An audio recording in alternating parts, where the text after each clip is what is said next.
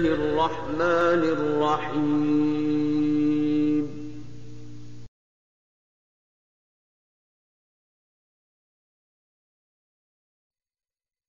Bismillahirrahmanirrahim. Assalamualaikum warahmatullahi wabarakatuh. Alhamdulillah hamdan katsiran thayyiban mubarakan fi kama yuhibbu rabbuna wa yardha. Asyhadu an la ilaha illallah wahdahu la syarikalah wa asyhadu anna Muhammadan abduhu wa rasuluhu amma ba'du.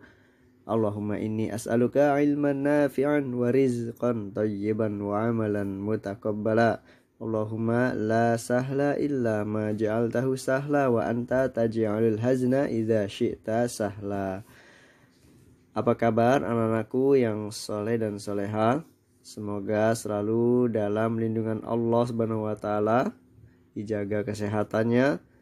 Kemudian tetap semangat ya dalam pembelajaran jarak jauh kita. Anak-anakku, hari ini kita kembali berjumpa dalam pelajaran pendidikan agama Islam. Alhamdulillah hari ini kita lanjutkan ya, kita masuk pelajaran ke-13 tentang tayamum dan mandi. Ya, pada halaman 59 sampai 62 kita akan bahas hari ini semua ya. Baiklah anak-anakku, Pak Guru harap semuanya sudah siap, pakaiannya sudah rapi. Siapapun yang sudah melihat video ini ya, jangan lupa untuk menjaga adab-adab dalam menuntut ilmu ya, agar ilmu kita bermanfaat dan menjadi berkah ya, agar mendapatkan keberkahan dari Allah Subhanahu wa taala. Siap ya dibuka bukunya anak-anakku.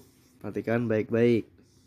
Anak-anakku yang dirahmati oleh Allah Subhanahu wa taala, mari kita buka bukunya pada halaman 59 ya, pelajaran 13 tayamum dan mandi. Anak-anakku, tayamum adalah bersuci dari hadas besar atau hadas kecil dengan menggunakan debu tanah yang suci ya. Tayamum berfungsi atau merupakan pengganti wudhu dan mandi.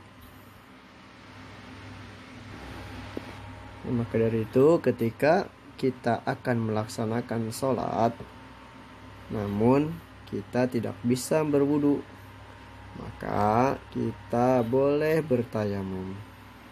Anak-anakku yang dirahmati oleh Allah Subhanahu wa taala, tayamum ya boleh dilakukan pada 3 kondisi berikut ya.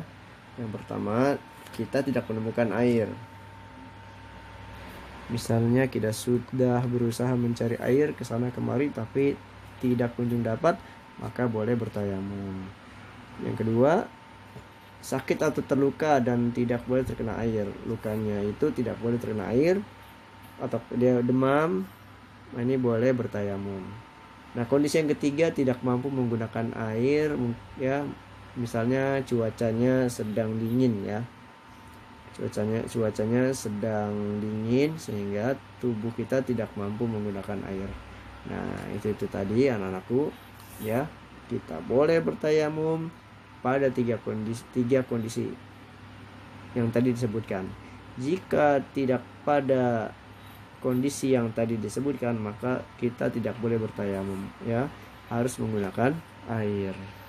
Anak-anakku yang dirahmati oleh Allah Subhanahu wa taala, kita lanjutkan di halaman yang ke-60 ya. Kita akan mempelajari tata cara tayamum. Nah, tata cara tayamum tentunya berbeda dengan cara berwudu ataupun mandi. Kita lihat di sini ya. Perhatikan baik-baik. Ada contoh gambar di situ ya. Jadi yang pertama, ketika bertayamum itu berniat di dalam hati. Kemudian yang kedua ya, membaca basmalah, bismillah.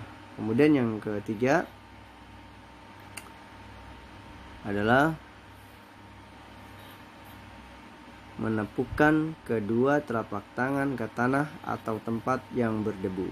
ditepukan. Jika terlalu banyak debunya, maka ditiup dulu, kemudian diusapkan ke wajah, ya. Yang keempat, mengusapkan ke muka atau wajah dengan kedua telapak tangan. Nah, yang kelima, yang terakhir, ya, mengusap tangan dari ujung jari hingga pergelangan tangan. Masya Allah, ini sangat mudah sekali ya, sangat praktis. Hanya yang diusap itu muka dan telapak tangan, ya. Anak-anakku, Pak Guru sudah sediakan video di sebelah kiri kita, ya, kotak di situ contoh bagaimana bertayamum. Ini menggunakan media debu tanah, ya. Boleh juga tembok, kaca, atau yang lainnya. Sekarang kita ke halaman 61, ya. Ini bagian B tentang mandi. Nah, tentang mandi insya Allah semua sudah paham, ya. Hanya ada dua macam tentang mandi. Kita lihat di sini ya anak-anakku, ya. Perhatikan baik-baik. Anak-anakku yang dirahmati oleh Allah Subhanahu wa taala. Kita ke halaman 61, ya. Bagian B. Kita wajib menjaga kebersihan badan. Salah satunya dengan cara mandi setiap hari. Siapa yang gak suka mandi, ya? Nah, mandi ialah mengguyurkan air ke seluruh badan untuk menghilangkan najis atau hadas besar, ya. Ini fungsi mandi. Kemudian, mandi dalam ajaran Islam ada dua macam. Yang pertama, mandi yang diwajibkan. Yang kedua, mandi yang dianjurkan, ya. Mandi wajib dilakukan untuk bersuci dari hadas besar, ya. Mandi wajib untuk bersuci dari hadas besar. Adapun mandi yang dianjurkan disebut juga mandi sunnah, ya. Baik, kita lihat keterangan selanjutnya, ya.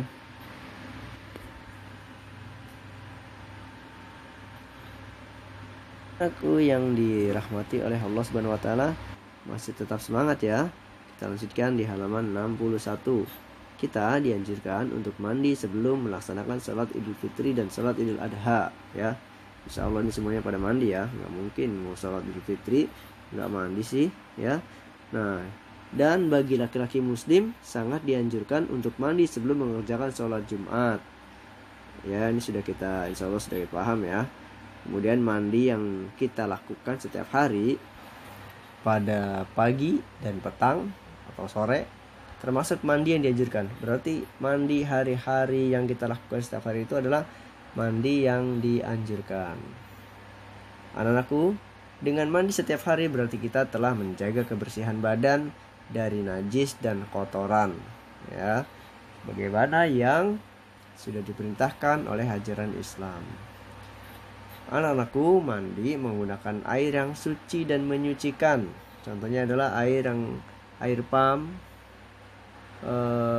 air terjun, ya. Apalagi, ya, banyak contoh yang lain.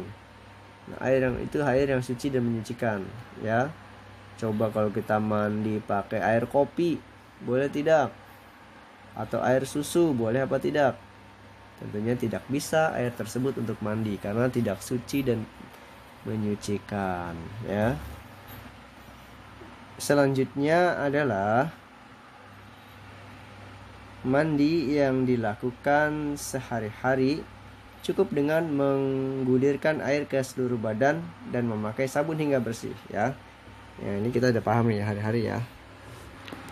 Nah, selanjutnya adalah sedangkan mandi wajib. Nah, mandi wajib ada tata caranya, ya. Tata caranya sudah diatur dalam Islam.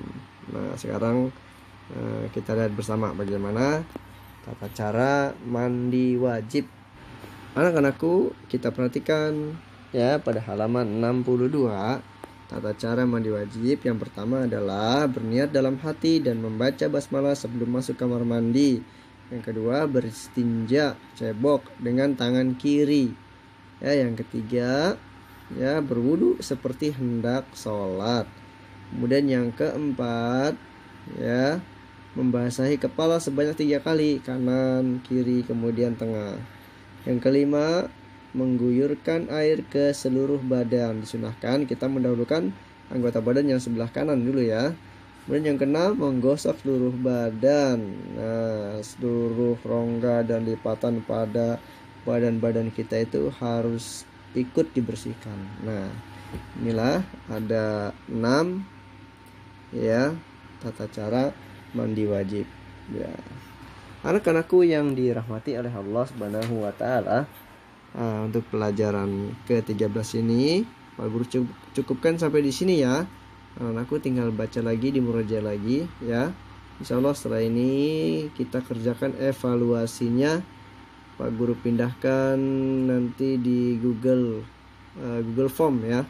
Insyaallah. Baiklah. Wallahu a'lam bishawab. Yang benar tentunya hanya dari Allah Subhanahu wa taala, dan yang salah pastinya dari Pak Guru dan dari syaitan.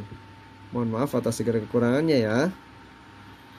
Subhanaka Allahumma wa bihamdika asyhadu an la ilaha illa anta astaghfiruka wa atubu ilaik. Assalamualaikum warahmatullahi wabarakatuh.